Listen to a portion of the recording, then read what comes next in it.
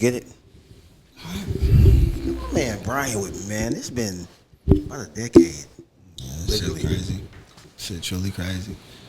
How you been, man? I've been good. Nice. I've been good. Adjusting to the scene. Yeah, but I mean, it's just a different vibe here. How you feel about it? Like Atlanta, the city? Yeah. I've been here about 9 years. I love this shit. There's black people everywhere. I didn't go to an HBCU, but I feel like this is what an HBCU would be like because you got your nerds, you got your people who are successful, you got your people who come here for a semester and can't quite handle it, and overall though you have like just black greatness, and so I love it here, yo. I love it. I could agree with that. I feel like it's a culture shock. I ain't gonna lie. Like, and I'm from New York, you know what I'm saying? But it's still a little different. It's still just like, when I first came here. Matter of fact, let me not even speak on that one. Okay. Let me not speak on because if you from Atlanta, I feel like it's a different type of environment when it comes to certain things. So I ain't gonna speak on that.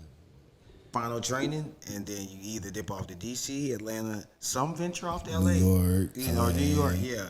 Some go to Chicago, but Charlotte is definitely, yeah, that's like the North Carolina like training grounds. Yeah, that's funny, man. It's funny because, and only if you're from there do you understand.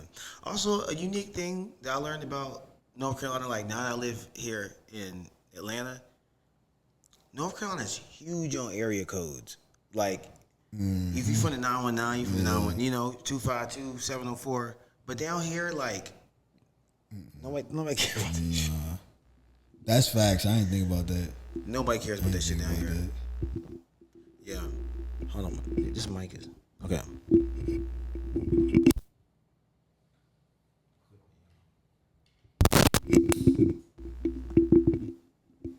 Okay. A quick side question. What is a trait that you admire in others that you don't see in yourself? Damn, that's a deep question. That I admire others that I don't see in myself. Mm-hmm.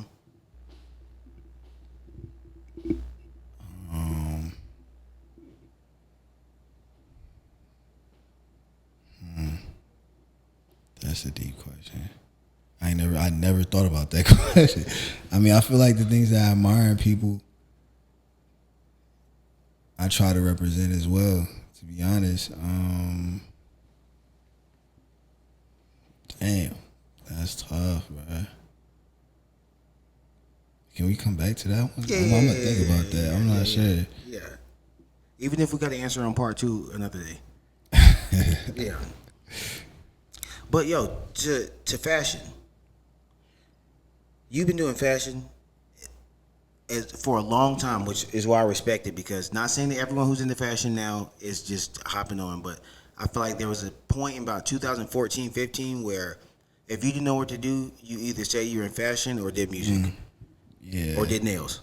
I'm just saying. And but to the people who were on before, I feel like that wave came on, I really respect it. And so like what is like when you think about fashion, like what drives your passion for it? Like at its atomic core, at its root. I think when I look at fashion and just creating clothes, I look at it as just a way to express, like anything else, like whether it's like music, whether it's like poetry, writing a book, it's just a way to express myself. And it's like fashion is a business, and some people do it for other reasons. To me, I want to incorporate both. Like to be transparent, it's like I want to be able to tell a story about myself and express myself in real time, and also be able to make that my living, because I treat it like it is a job.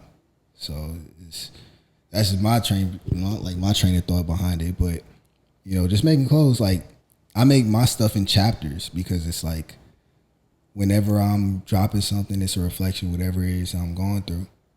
I was literally talking about this the other day. I have a chapter called Chapter 4. It's called Oasis. And in Oasis, right, I was explaining to my friend, I was like, that was a period in my life where I just wanted to be alone.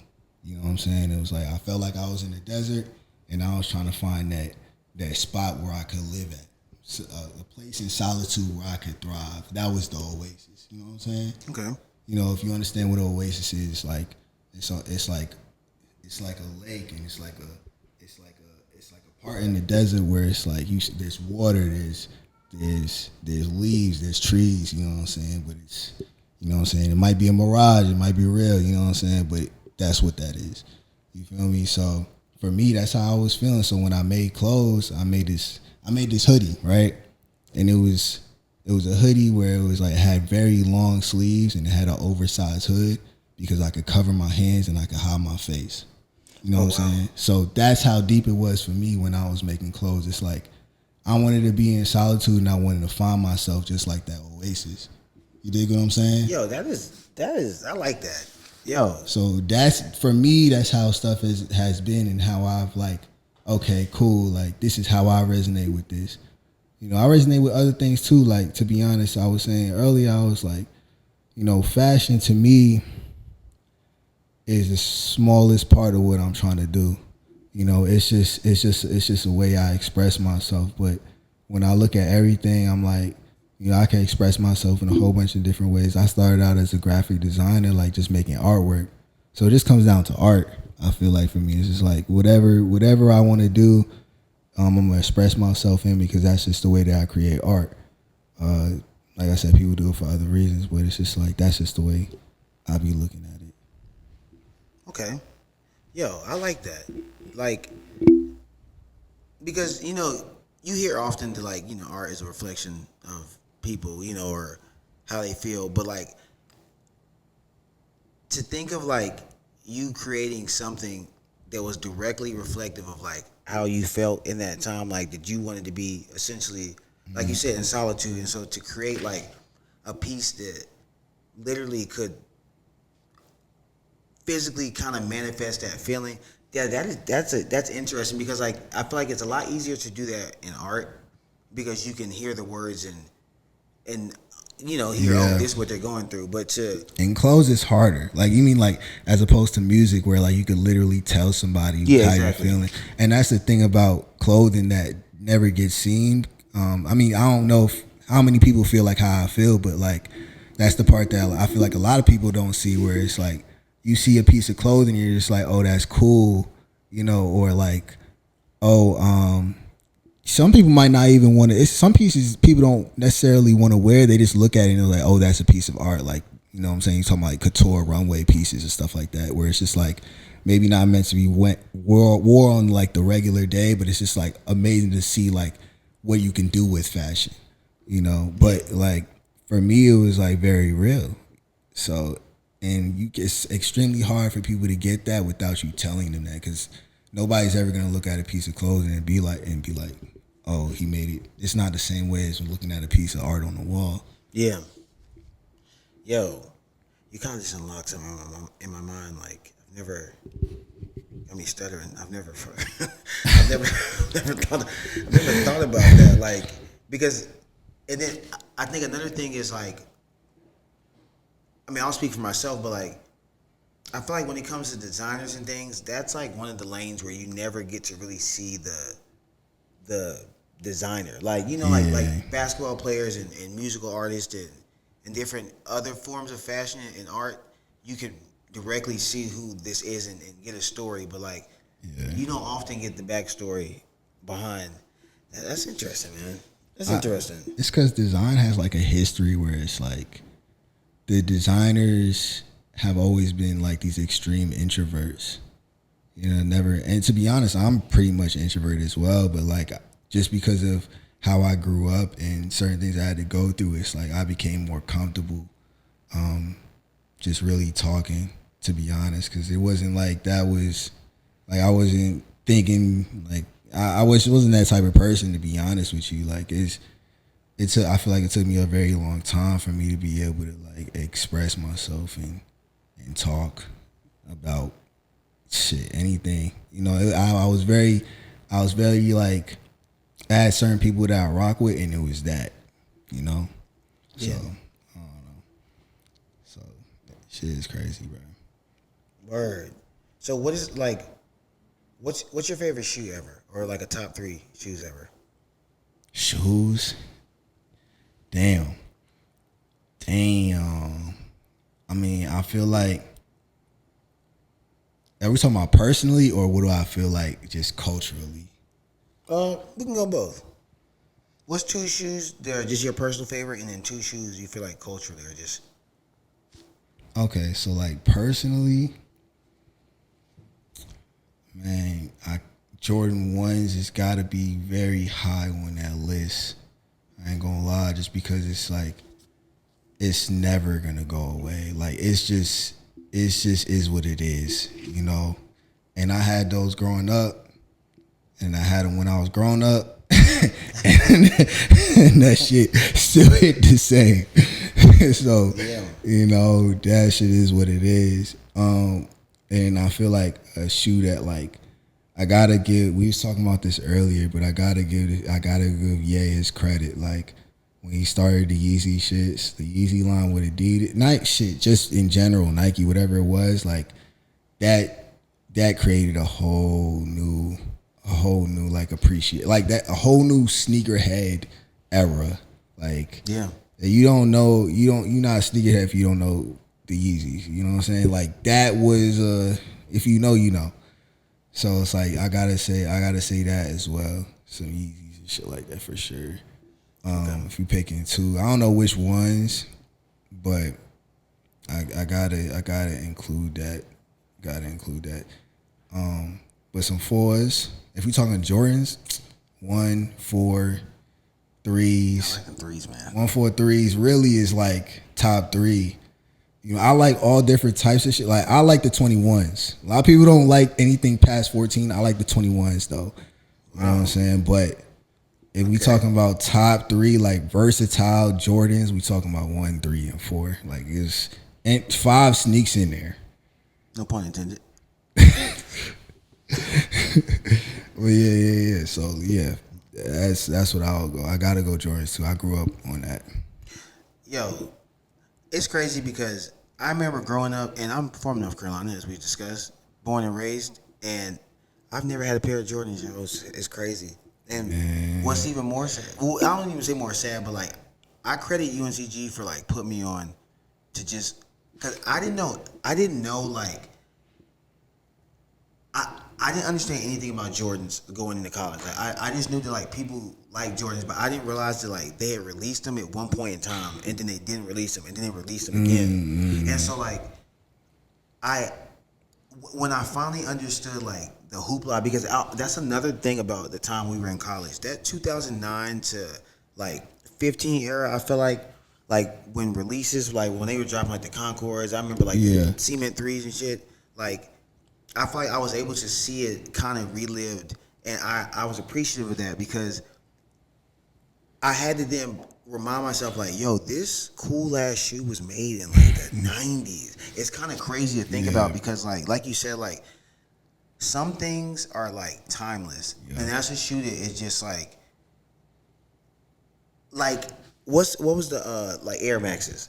You know, Air Maxes I feel like had like a wave, and Air Maxes will always be cool, but I feel like even that kind of comes in waves. But like I don't know, man. Jordans, it's crazy to think that some technology was made that long ago, and it's like it stands the test of time. It's just Still crazy. relevant. Yeah. I mean, I think the biggest thing about Nike is their ability to tell a story. Like we know that. I think the thing that really sells Jordan is the fact that we know that whole story. Like that shit's really documented. Like you know what I'm saying, through the shoes themselves. Yeah. So it's like it's crazy. I'm glad you brought that up because we can then transition to what we were talking about on the porch about the importance of documenting stuff in our lives and like artifacts. Because in college, I was a history major. For real? Yeah, I taught 8th grade for 1 year, man. That shit was stressful as fuck. That's a whole nother combo. I taught social studies, but yeah, I was a history major. I hated that class. I ain't gonna lie. What, social studies? Yes, I hated it. Damn, it's crazy, man, because I was never huge on history, but my sophomore year in college, in high school or my junior year, I took U.S. history. We all had, we had to take it junior year, and I had this teacher, man, and she changed my life, and it made me want to be. It's okay. It's a wake up call for people at home. But she changed the way I looked at history, and so long story short, like I was a history major, taught history, and you know I think as I grow older, I have an appreciation for history, and so one thing I was telling you about, like now with just like with games and stuff, if you purchase a ticket to an Atlanta Braves game, most likely you're getting it online, so there's nothing to hold on to, and so now I'm realizing like if I go to any kind of sporting event or something and they passing out programs, I want to keep one because I don't look at it as a program as much as I look at it as an artifact. And so I feel like when I started looking at life through the lens of artifacts and keeping things, especially in this digital age, like it's crazy. Like I feel like the more stuff like of value that we can keep and just proof of things, as time goes on, man, that's gonna become priceless because we're moving into like almost like a less physical society. And so if I can have if I can have a game day menu from an Atlanta Braves game in 2025, and show my grandkids in 2056, that hits different when all they're gonna know is touch on the screen. So yeah, so what are your thoughts now that you've had time to kind of marinate on, like, what are your thoughts on your perspective on documenting? Because you were talking about, maybe starting a documentary. I'm like, man, you should do it. Start now. Shit. I mean, I feel like it's honestly just crazy. Like, we don't realize what that really means. Because like you said, when you said it, it really blew my mind. Because I was like, damn, like, we didn't get a chance to see our parents, like, what they was doing in their 20 in real time. I actually see videos of it. Like, it wasn't like they had no iPhone and they had the iCloud and they had all this shit backed up. And you know what I'm saying? Like, the fact that we could show our kids that shit is crazy. Like, and then they kid and everybody else and after that can see that shit is crazy. Like, and the effect that's going to have, because on the way that they view life and how they grow up is going to be even crazier, but we not even going to be around to see that. So that shit blew my mind. I'm like, damn, that's insane.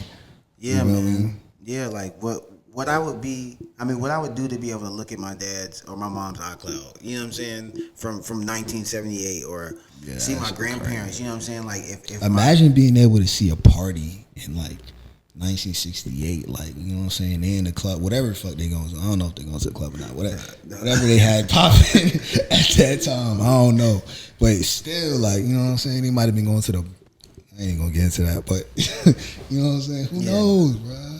Yeah, like, that's crazy. Yeah, if we could have had iPhone footage of MLK in a march or something, but yeah, I think like that's why I'm very big on, like, there's just something about this time frame that we're living in that, like, I know every generation probably thinks they went through like deep change, and they did, but I think we're witnessing like the switching of an entire age. You can have time periods, you can have generations, but it's one thing when you move from one chapter to another, and then when you move from one movie to the next movie. And I feel like we're moving into like a whole new movie because we're witnessing life go from what used to be a physical reality to now a non-physical reality, and it's like it's crazy. And so I think like the documentation of things is like super important, and especially like physical documentation, like holding on to shit, man. It's and not hoarding, but holding on to anything that is just proof. You know what I just realized? Like, I feel like documenting is now what humanizes you.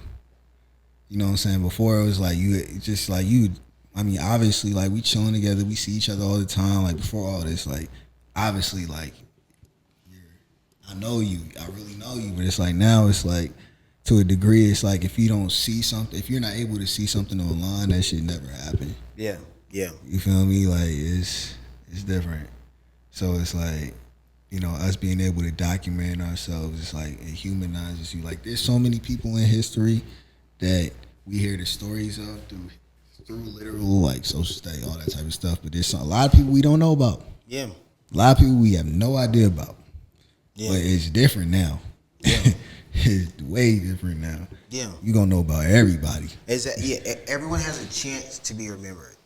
You know, I do also have this theory though that in the same way, like if we were to bury a time capsule right now, 2025, like over time, more and more dirt would get put on top of it, and it will be, you know, we'd have to dig as time goes on. You'd have to dig longer to get farther down.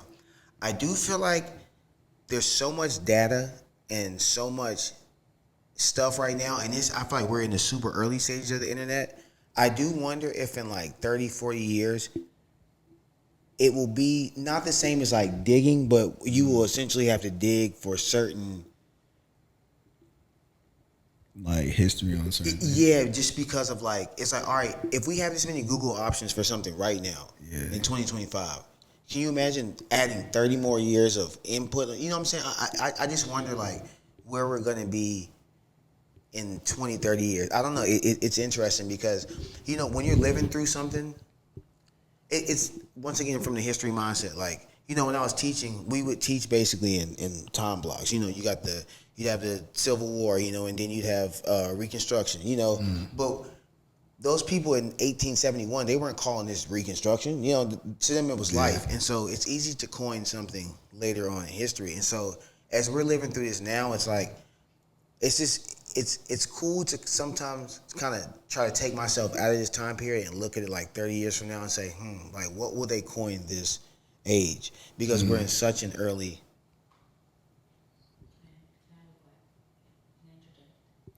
Sure. Have you guys seen what's happening in Africa where they created an entire new internet database? Like, not Google, not like they created their own internet. You talking about like search engine or like on some Not like a search engine. They're in an entire new, like, it's completely separate from like on some dark. Silicon Valley, anything Google. Like, they created, because basically there was an issue with the cords that go underneath the Atlantic Ocean that connect to different countries in Africa.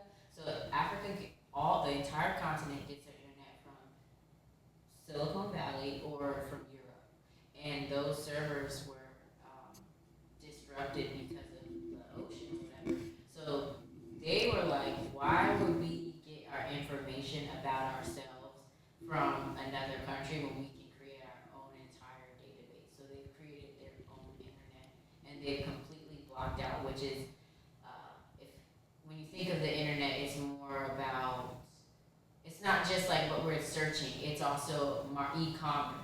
So they've completely isolated and blocked out the rest of the world when it comes to that, and created their own database. So Google and Silicon Valley are scrambling right now because they've lost billions of dollars with that.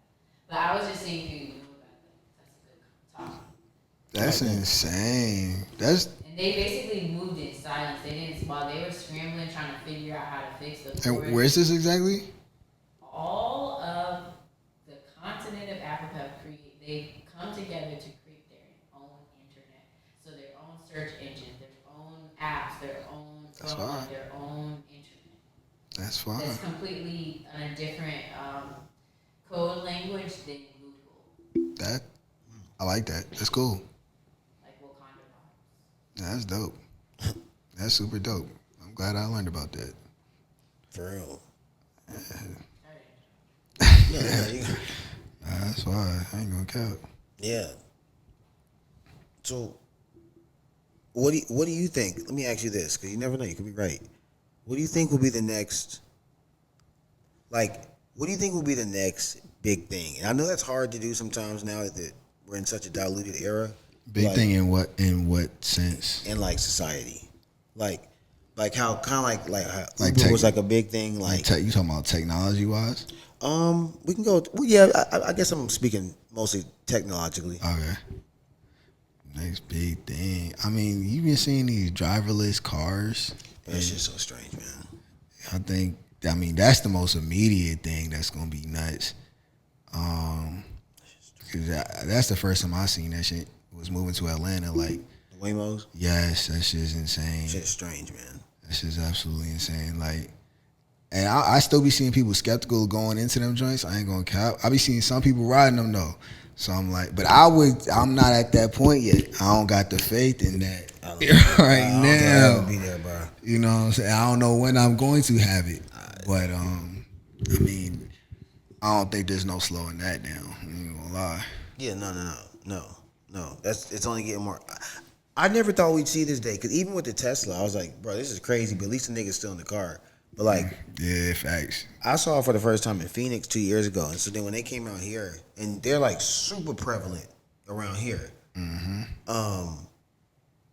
Strange, but it's kind of like how we grew up in an era where they always told us don't get in car with strangers, you know, and now like that's a huge part of society, you know, and so I like to think like. And I think it's a piece of getting older. So I was like, I wonder what's going to be the new thing. Like, who saw Amazon coming? You know what I'm saying? Like, even with Netflix. I know we all remember when Netflix used to be on the DVD, you know, that you had to order and they send to your house. And now Netflix is literally, you got we've coined the term Netflix and chill because it represents such a big part of just sitting back watching the movie, even if you're not on Netflix. You know what I'm saying? And so, yeah. I don't know. I low-key feel like at some point, we not gonna be around for it, but I think everybody's gonna be streaming their whole life. You think so? Yeah, I think everybody's gonna be streaming their whole life, or everybody's gonna be like in another world. Like, well, that might be literally and figuratively. Might be literally in another world, or also like, you know, with the whole like meta world stuff, where it's like I think people. One of those three things is gonna happen for sure. Maybe all three of them at the same time, to be honest. Yeah, because if you think about okay, my nephew is 11 years old, and so to him like streaming is like that's kind of like I feel like streaming at this point is kind of like almost like an occupation route that young folks may think of trying to take. But streaming is literally just the evolution of social media. Like literally. Cause what we're doing right now, just being on Instagram, looks like streaming to people 20, 30 years ago. Yeah, that's true. Yeah. You know what I'm saying? Like that. So it's like all that's happening is it's evolving. It's becoming more and more personal. Like literally, that's all social media is being. Like eventually, social media is just gonna be streaming. Like even Instagram, if it exists, is they're gonna have some streaming feature on it. They already go live on Instagram. Yeah. What am I talking about? Yeah. So, you know, yeah, we there. We almost there. Yeah. Quick side question to make you think. I'm gonna say a few numbers, and I want you to tell me what color you think of when you hear it. 3. What color I hear when I hear 3? Yeah. Blue is the first thing that came to my head. Okay. What about the number 8? Yellow. Wow. That's interesting because usually when I ask this question to people, most people for the number 8 give me a dark color, and I wonder if it's the subconscious association with the 8 ball, or it's just a thing in life. All right, let me give you another number. 24. Yellow. Okay. 9. This nigga. Okay. This might be a special case study, y'all. You know, low key, the first thing I thought of was Kobe Bryant. So it made me think of Yeah. I should have said 24. What'd you say? All right, 9. Green. Okay.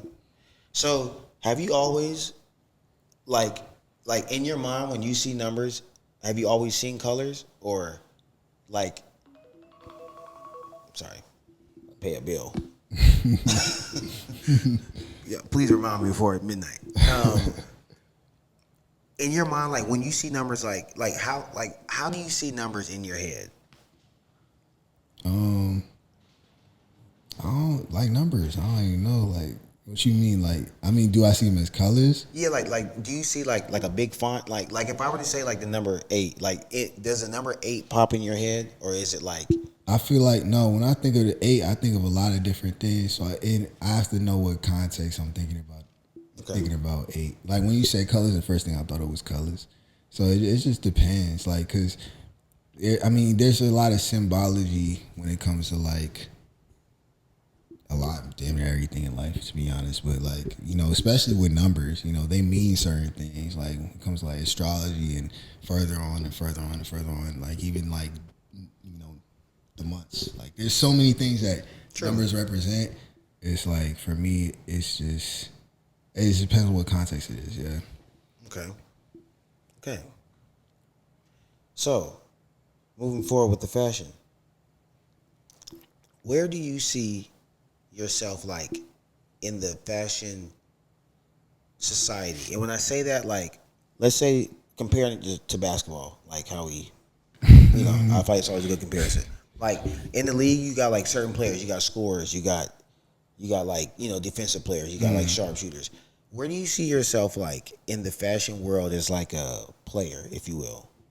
To be honest, it's hard to. Well, it's not hard, but it's it's a different vein because like when you talk about basketball, there's so much. There's already been so much history behind it. But when you talk about like black fashion, you know, it really started with Virgil, and you know that was come on, like that was not that long ago.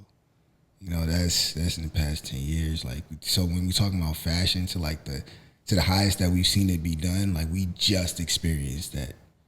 So it's like if we talking about the NBA, we talking about the beginning of the NBA. Okay. We haven't gotten to Michael Jordan nothing yet. You feel what I'm saying? We haven't gotten to none of that yet. So it's like it's hard to make that comparison because I feel like a lot of people right now trying to figure it out. Like, and some people think they figured it out because of money. Some people think they figured it out because of clout. Some people think they figured it out because of their connections, you know. But you don't really know what the answer is yet because we haven't gotten too far in the game to see what that is. Because nobody yet, you know, besides Virgil, we got see, now I don't really want to go back into but like, you know, Virgil, if we talking about like Virgil, Jerry Lorenzo, Heron Preston, Matthew Williams, we're talking about like the Don C, you know, obviously, like I said, Virgil, like if we talking about that, that was really the breakthrough in a lot of the fashion shit. And that literally, compared to everything else, just happened. So it's hard, but I feel like I'm somebody that I don't even care. You know, as long as I just know what change I want to make, and when I do that, that's gonna be what all I care about. I don't really care about, you know, where I'm at within fashion. It's just a matter of do I accomplish what I'm trying to accomplish or not. Okay, what are you trying to accomplish? I want to be able to change stuff. That's the biggest thing for me is just change stuff. Like I was talking earlier, I was like, yo, I just feel like I'm so empathetic to things, and like as much as I may get hurt from that, like I just can't stop myself from feeling that way. And I don't feel like I should let anything that hurts me make me change the person that I am either. You feel what I'm saying? So I'm gonna be that way. So when it comes to what I'm trying to do, I'm just trying to change stuff. So if I'm able to build something to a level where I can change things, then I'll be happy. That's it. Like and that looks like being able to see everybody that's around me, and not even just everybody that's around me, but everybody that's coming from a similar background, right, like me, or I can see myself in. I want to be able to see those people be able to live for real. Okay. So what is one thing you change? There's an oven mitt. Bananas under the bananas to the left. Yeah. What is one thing that you want to change in fashion? See, you about to get me. You know what's funny? I had at one point I was trying to work for Louis Vuitton, and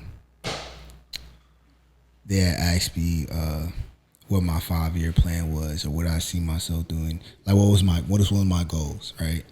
And this is low key the reason they ain't hired. Not even low key, this is the reason they ain't hired me because they probably wanted me to say something with the company, and but you know, for me it was like when it comes to not even just fashion. I think it's just creatives in general, because when we look at how the world is, everything is structured so that you have a blueprint to be able to get into the workforce. Okay. You know what I'm saying? And there's nothing wrong with that. You dig what I'm saying? But it's like there's no blueprint as a creative to be a painter. There's no blueprint to be a designer. There's no blueprint to be a music artist. It's just you just gotta find your way. You know? So for me, I feel like the biggest thing is like creating a system for that. Just like there's college for you know what I'm saying, somebody who wants to be a doctor. Some structure. There needs to be some structure when it comes to creativity, and then opportunity as well, because the way that we could just be operating so much more efficiently if people cared about that. But a lot of times creatives get exploited for their talents instead of them being able to almost build their own system of success. You know, I don't know if you get on. Yeah. But yeah. So for me, I feel like that's a part of society that could use some work. Man, yo, it's interesting because like as we're talking, I'm realizing like I don't think I've ever really had like a conversation about like fashion, like especially not this in depth. You know what I'm saying? And I think in art, because I guess it's such a. But it's different though. You want to know? Because I'm not yet. I feel like I definitely made my name in fashion, but it's just like for me, it's like that's always been a way to make the change. Like I don't see myself as a brand owner or a designer per se. Like I just see myself as a creator, and I feel like that's the outlet that's gonna allow me to be myself. You know, because I feel like at the end of further than that, it's more things I want to do. So it's like there's some people who are just thinking about making a brand and that's what they want to do. You know what I'm saying? For me, that was just the step to get to. You know what I'm saying? Yeah. So, and not to say I don't love it, because I love it. Like any way I can express myself, I absolutely love it. But it's in the sense of like it doesn't stop there. You know, it doesn't stop. Like there's a lot of. I feel like I'm repeating myself, bro. There's a lot of things that I feel for, like empathize with, that I want to change. So it's like it can't stop there. You know, you feel me? So that's just how I feel, right? Like everything kind of just cycles back around to that. And sometimes I'll be hating that I feel that way. I ain't gonna lie, but it's just how it be. Yeah, hey, it's for a reason though, you know, for some reason, and. Like, I think that's a good, because like I was saying, I don't think I've ever had a conversation about. All right, I want to pay his bill soon. What time is it, man? Yeah, 11:29. But it's interesting to hear like art have like a direction, because the only form of structure I can even think of when it comes to art is like SCAD, you know, or like that concept of like an art school. But like I never thought about like the importance of structure in a system outside of just schooling. You know what I'm saying? In some way to get into the art workforce, if you will. My thing about that is like, I think from a technical side it helps, but from an actual, like if we're talking about like places like SCAD, from a technical side it helps, but from an actual building your life around this, it's like it's different, because it takes a whole different set of skills to do that. You know what I'm saying? Like once you learn the technical side of like pattern making and you know, even like if you're using like Blender and making like for 3D mock-ups and all type of stuff, it all you still, once you leave, end up at the ground zero of like, okay, well now how do I market this? How do I get this out? How do I differentiate myself? How do I price things? Like you're still at ground zero. You know what I'm saying? Like there's still, like in that period in itself, if you decide to go the route of I'm going to go do create my own thing, it's gonna be you're gonna spend more time on that than you spent in the 4 years in school, and you'll still be learning new things. You know, so it's like a different thing where it's like if you're able to create something that can compress all that time that they're gonna spend after that, or even just aside from that, or in place of that, you know what I'm saying? People will be a lot further in life, and not only that, I feel like there'd be a better understanding overall in society of how all that stuff goes. Yeah. I be thinking about this shit a lot. I was really about to say. I be thinking about this shit a lot, bro. I'm sorry. I really do. No, I can tell though, because like these are the in-depth answers. You know, it's funny because art is a very obscure concept, but so to hear like a solid formulated thought on it. Not saying that artists can't have it, you know what I'm saying, but just yeah, bro. Moving forward, bro. When's the last time you hooped? Man.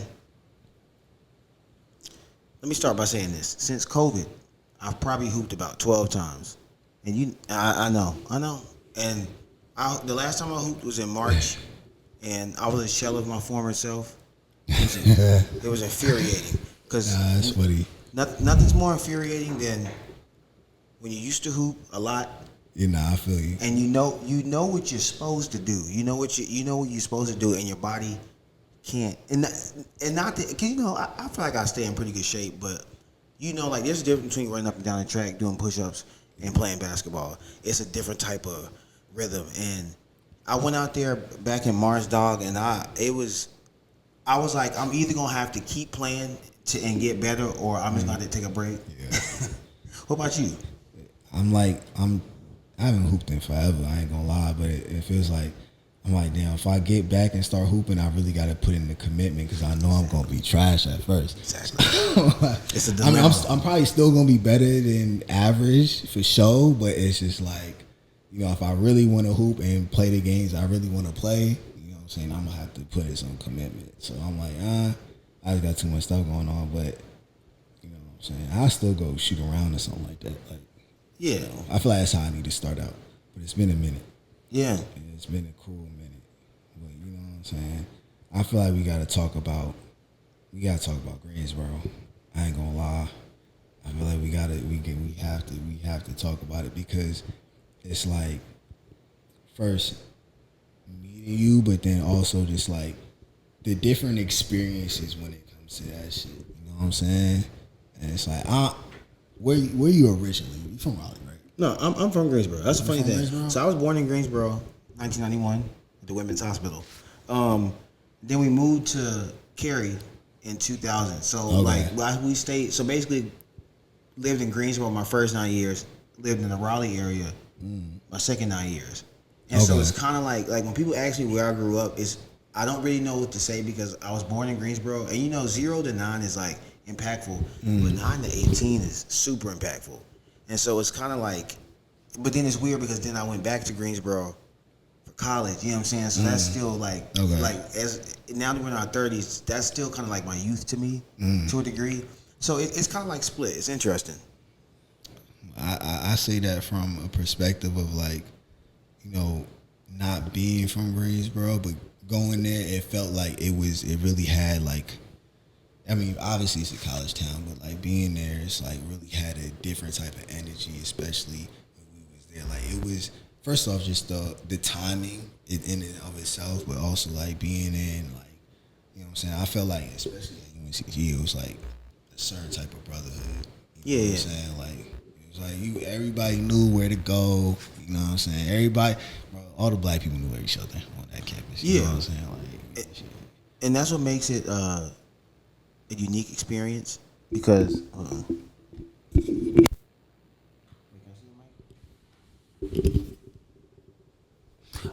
just can you turn the fan off? That last one, like third to the right. Yeah, that one. Okay, that's what it is. Okay, sorry, I heard this.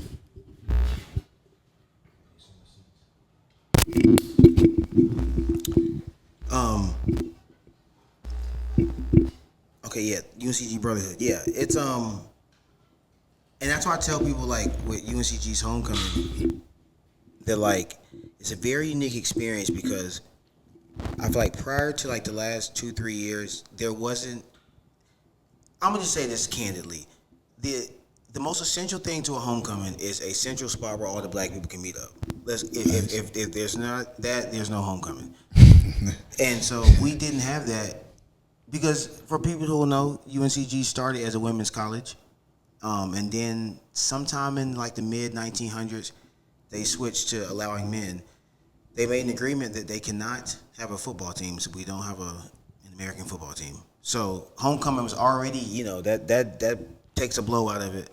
But then there was never like a black like thing, and now like you were saying to the brotherhood, like UNCG is such a, it's not a small school, but it's not a huge school, and so because of the amount of black people, because I found out that it was once a PWI, it's now an MSI, which is a minority serving institution. Right. So we're not an HBCU, but we're not. We're not. There are more minorities than white folks. can't get canceled. But yeah, so it's a beautiful thing, man. I'm so glad I went to UNCG. Shout out UNCG. Met the baby. Stayed in the same dorm as him.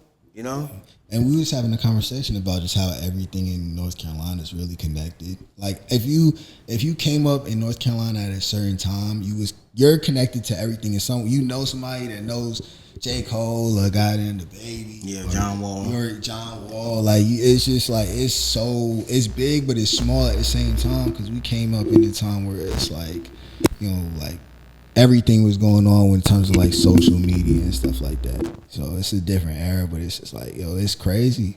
Like, and the growth that it's had so far, like you were saying earlier, how like everybody make that migration to Charlotte. No matter where you came from, you're going to live in Charlotte at some point. Yeah, that's you start where you're from. You may go to Greensboro or Raleigh. Facts. You go to Charlotte to get your final training, and then you either dip off to DC, Atlanta, some venture off to LA. New York. New York, yeah. Some go to Chicago, but Charlotte is definitely, that's like the North Carolina like training grounds. Yeah, that's funny, man. It's funny and only if you're from there do you understand. Also, a unique thing that I learned about North Carolina, like now that I live here in Atlanta, North Carolina is huge on area codes. Like, if you're from the 919, you're from the 911, 252, 704. But down here, like, nobody cares about this shit. That's facts. I didn't think about that. Nobody cares about that shit down here. Okay, let me ask you some wrap up questions. Whenever you go stay at a hotel, you know how they have white washcloths? Yeah. Do you use white washcloths at home? Sometimes. For the shower? Sometimes. Bruh, I had to stop buying white washcloths because, like, I would end up spending too much time in the shower because it's just too revealing. I don't know. You know what I'm saying? Like, it's just too revealing. Do y'all feel me, though? Okay. When it comes to fashion, what's your favorite type of fabric? Denim and leather, for sure. Okay. Yep. How do you feel about white after Labor Day? I feel like you should be able to do whatever you want whenever you want to do it.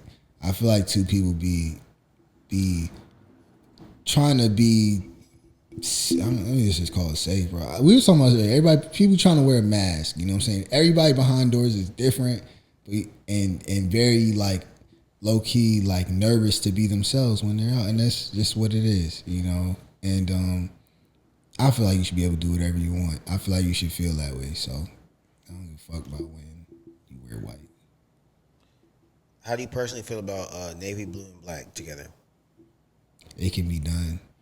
You can do anything. Spoken like a true fan. It can be done. It can 100% be done. The problem is that it's not the simplest thing to do.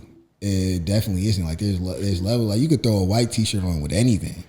You know what I'm saying? Like there's certain, like, there's levels to how things could be done. But it could 100% be done for sure. Do you think there is a fashionable way to wear a bonnet? Yeah. I mean, yeah. Yeah, but like, I'm thinking about it. Hold up. Yeah, for sure. I never wear a bonnet before, so like I had to think, but yeah, for sure. Okay, last question. If you had to give yourself advice at the age of 50, usually people give advice to younger selves. If you have to give yourself advice at an older age, what would it be? Dang, okay. At the age of 50? Damn. Shit, advice. I feel like I had a message. Okay, it's different. All right, bet.